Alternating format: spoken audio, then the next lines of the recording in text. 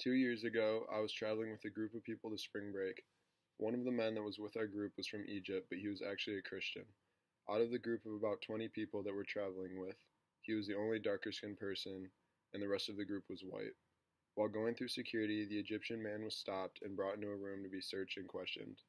He was upset because this happens to him often, and it is very inconvenient. He mentioned to the security that he was a Christian, and one of the security guards responded sarcastically with a racist comment. The man spent about 20 minutes in a room getting questioned, while the rest of the group all got through with no problem.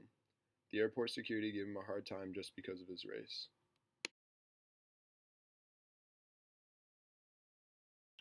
This is an example of a social inequality, not just someone being mean. Airport security stigmatizes people of Middle Eastern background and treats them differently than other people. The man was given a negative mark that discredited his claim to be normal. By giving him a hard time in the airport and stopping him for a search because of his race, it took away his claim to a normal identity and treated him unequally compared to the rest of the group, which was all white people.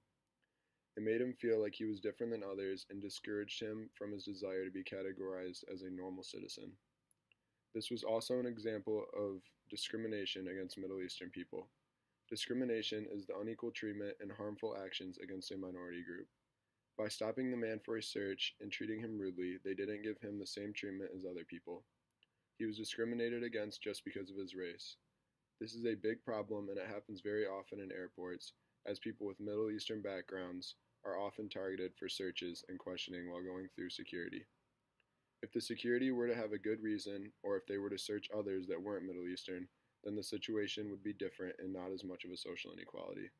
Since he was treated rudely and targeted just because of his race, this is an example of a social inequality.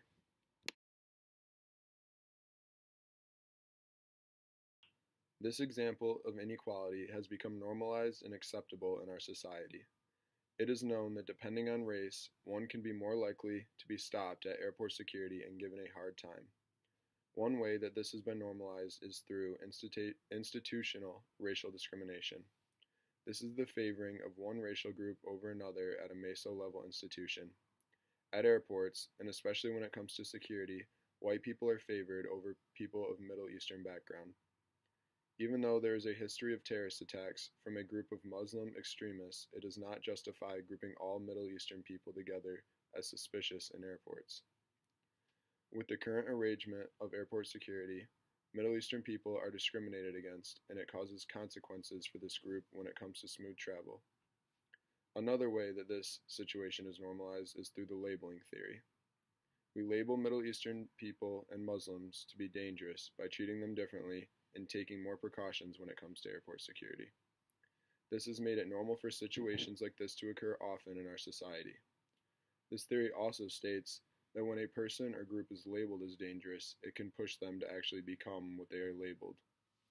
This could lead to easily influenced Muslim people to become more like extremists after being treated unfairly. This is how social inequalities, like my example, become normalized within our society.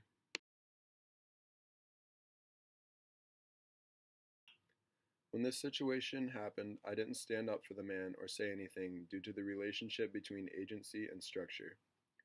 Agency gives me the freedom to make my own choice in any situation, but structure is what I've learned throughout my life with socialization on how I am expected to act and what's acceptable according to norms.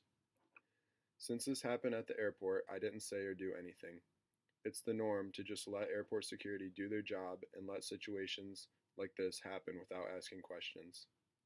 Ultimately, I had the freedom to do something, but it would have been a bad idea to speak up against the security because they are very intense when it comes to their job and keeping the airport safe.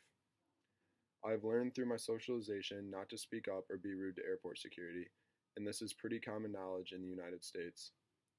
It wouldn't have been against the law since it is my right to speak up, but it was easier and more socially acceptable for me to remain quiet and not think twice about it.